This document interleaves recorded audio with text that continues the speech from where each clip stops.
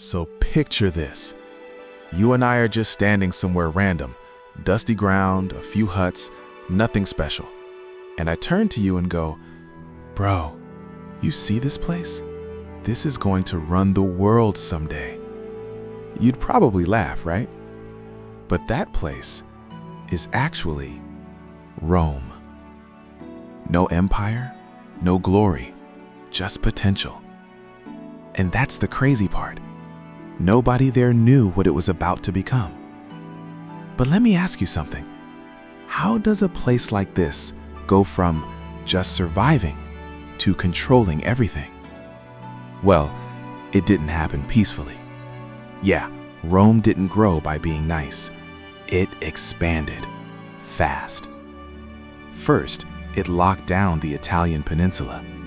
And then it basically looked around like, okay, who's next? That's when it ran into Carthage. Now pause for a second. If two powerful nations both think they should rule, what do you think happens? Exactly, the Punic Wars. And these weren't small fights. We're talking war elephants, massive armies, full-on destruction. Rome didn't just win, it made a statement. Like, don't even try us again. But here's where things get interesting. Because sometimes the real danger isn't outside, it's inside. So now Rome is powerful, confident, maybe a little too confident. And then enters Julius Caesar. Let me put it simply. This guy was winning everything. Battles, won. Support, massive. Power, growing fast. And I'm telling you, if you were living in Rome at that time, you'd either admire him or be low-key scared of him. Actually, quick question. If one person starts getting too powerful, do you trust them or worry about them? Yeah, Rome chose worry. So on the Ides of March, he gets surrounded, and not by enemies, by his own people. That moment, yeah, that changed everything. Because instead of fixing Rome's problems, it broke the system completely. So now the real question is, who takes control after chaos like that? Out of all that mess, one man rises, Augustus. And honestly, this is where Rome hits its peak. Like prime era, peace, stability, expansion. Everything is working. Rome stretches from Britain to Egypt. That's not just big. That's, how are you even managing all this? Big.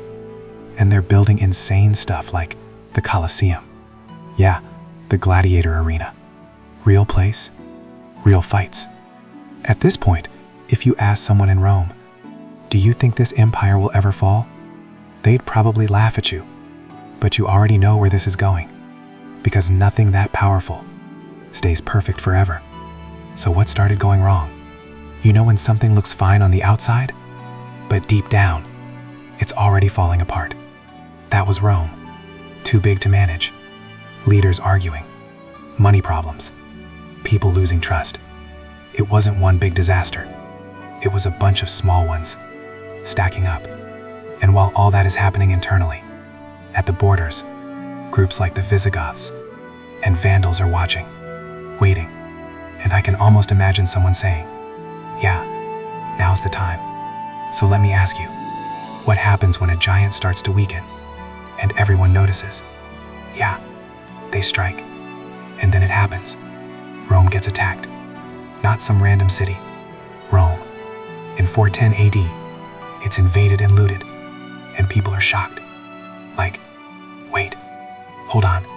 This Rome? And honestly, that shock says everything. Because once people realize something invincible can be broken, it changes everything.